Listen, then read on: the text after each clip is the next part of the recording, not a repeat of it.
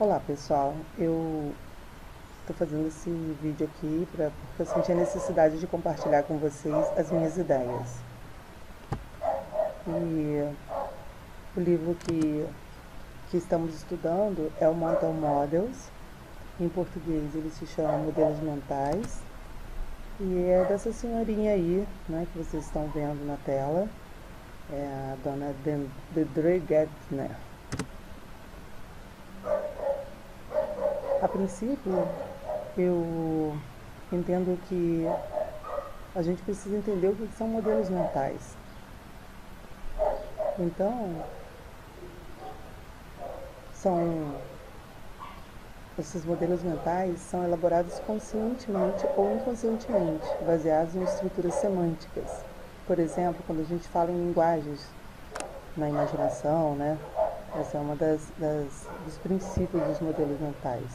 Eles representam nossos conceitos sobre o mundo, de como entendemos as coisas, os animais, os sentimentos, os objetos. E a gente só consegue expressar um modelo mental quando a gente consegue compreender esses elementos que compõem o nosso modelo e a forma como que cada elemento se relaciona e como elas se afetam.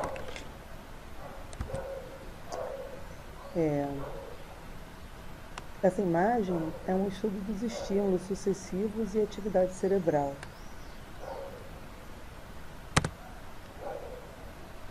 O capítulo que eu fiquei de fazer é sobre a representação de problemas e a resolução, como que a gente consegue resolver os problemas através de uma visualização mental. Esse primeiro indivíduo aí que vocês estão vendo, ele é um indivíduo tácito, moldado sob os padrões da educação atual, né? Por exemplo, é um aluno de engenharia, vamos supor que seja um aluno de engenharia, que fez Enem e passou para o UFRJ. Então, o que a gente tem aqui, né? É dado um problema que é a construção de um trampolim, por exemplo, né? Vocês estão vendo esse trampolimzinho aqui embaixo. E como é que ele consegue resolver? Como é que ele mentaliza esse problema e resolve esse problema?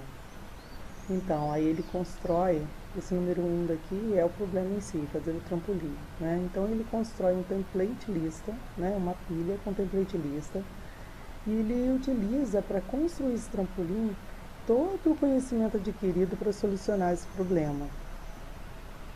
E aí ele vai olhando o número 2, ele vai no cérebro dele e ele constrói uma parte. O 3 ele constrói outra parte. O 4 constrói outra parte. O 5 e assim por diante. E a resolução que ele tem é esse trampolim daqui que rege todo o conhecimento adquirido dele até hoje, fez ele resolver esse trampolim dessa maneira.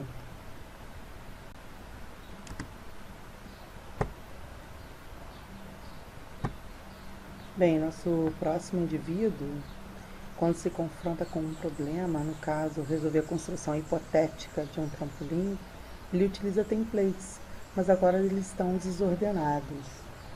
Ele manipula seus modelos mentais, ele faz inferências, ele prevê a solução. Como que ele faz isso? Ordenando os templates numa imensa rede de grafos. Ele utiliza um degradê de soluções para a resolução do problema. E o resultado dessa proposta é um trampolim que faz uso de regras super elaboradas. Por exemplo, na engenharia mecânica, ele usa inferências para o material da prancha, para a força, para a pressão exercida sobre a prancha, o ângulo, a altura e outros problemas da própria mecânica. E isso tudo ele faz mentalmente, ele visualiza o problema, ele prevê esse problema. Então, quando eu falo em simulação mental, o que é simulação mental? Ao fazer previsões, explicar o funcionamento de um sistema, o indivíduo faz simulações mentais de uma estrutura simbólica de componentes interligados. Uma pessoa, ao manipular seus modelos mentais, faz inferências e previsões numa forma de simulação mental. Esse aqui é um desenho do Leonardo da Vinci. Ele previu, ele fez inferências, ele organizou, ele desenhou. E ele desenhou essa ponte giratória. Então, quando a gente fala em simuladores na educação, né, os simuladores deixam os alunos mais perto da realidade. A simulação possibilita o acesso à informação que a criança só teria por meio de uma imagem. Na simulação é possível interagir, ver ações, participar diretamente do real. A aprendizagem baseada em jogos e simulação é uma tendência efetiva e concreta. E no meu game, o Simétrico 3D, ele traz possibilidades convergentes, ele personifica a representação através da simulação de problemas, ele prevê o funcionamento mentalizado e ele gera novos modelos mentais. Esse aqui é o meu modelo mental, né? É o meu modelo de visualização e simulação mental. Desse lado aqui, ó, do lado esquerdo, né, a gente tem uma pilha de templates desordenados. Vocês podem ver aqui 8, 3, 5, 4, 2, 6 e 7. Isso é um input. Daí, o que acontece? Né?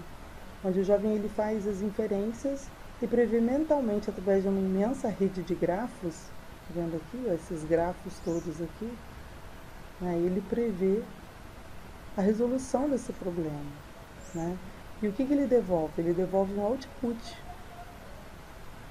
que é uma pilha de templates ordenados. Né? Aí a gente vê aqui 2, 3, 4, 5, 6, 7. Todos os templates são todos organizados. Então, o output dele é a solução desse problema. E a partir desse contexto, ele consegue expor a capacidade neural do cérebro superescalar. E é isso, gente. Grande abraço.